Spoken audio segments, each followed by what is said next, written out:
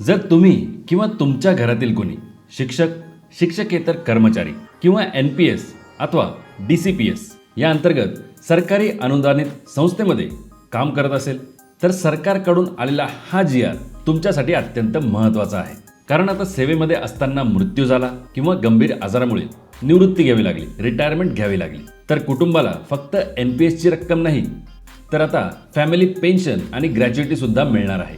महाराष्ट्र शासनाने हा महत्त्वपूर्ण निर्णय घेतलेला असून आलेला हा GR आपण सोप्या भाषेमध्ये समजून घेणार आहोत. त्यामुळे हा व्हिडिओ शेवटपर्यंत नक्की बघा. NPS, DCPS या स्कीम अंतर्गत काम करत असलेल्या तुमच्या साथीदारांसोबत हा व्हिडिओ नक्की शेअर करा.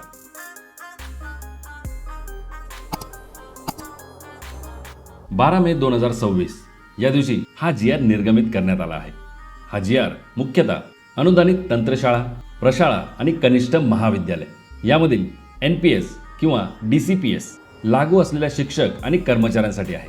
आतापर्यंत काय होत होतं तर 1 नोव्हेंबर 2005 त्यानंतर नोकरी लागलेल्या अनेक कर्मचाऱ्यांना जुनी पेन्शन योजना लागू नव्हती. त्यांना DCPS किंवा NPS ही स्कीम लागू होती.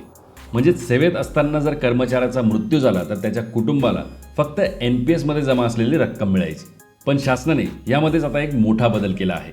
जर NPS, DCPS या स्कीम अंतर्गत कार्यरत असलेल्या एखाद्या कर्मचाऱ्याचा सेवेत असताना जर मृत्यू झाला तर त्याच्या कुटुंबाला फॅमिली पेन्शन आणि डेथ ग्रॅच्युइटी मिळणार आहे.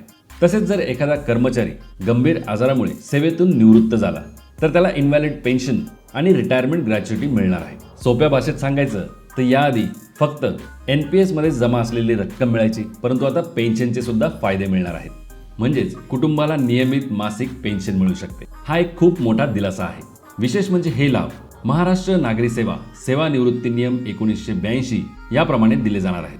आणखी एक महत्त्वाचा मुद्दा म्हणजे सेवेतून नियमितपणे निवृत्त होणाऱ्या शिक्षक आणि कर्मचाऱ्यांना आता रिटायरमेंट ग्रॅच्युइटी म्हणजेच सेवा उपदान देखील लागू असणार आहे.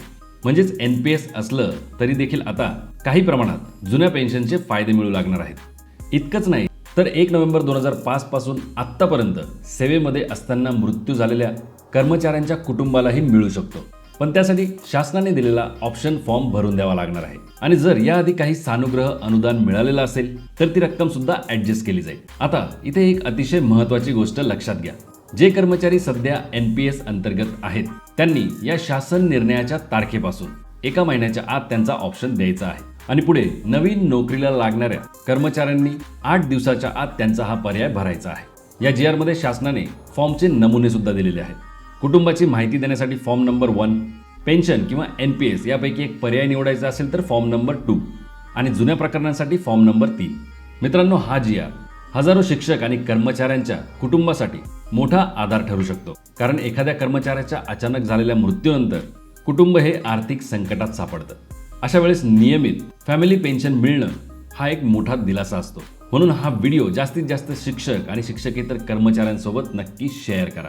आणि अशाच महत्त्वपूर्ण अपडेटसाठी आपल्या चॅनलला नक्की सबस्क्राईब करा. धन्यवाद. जय हिंद, जय महाराष्ट्र.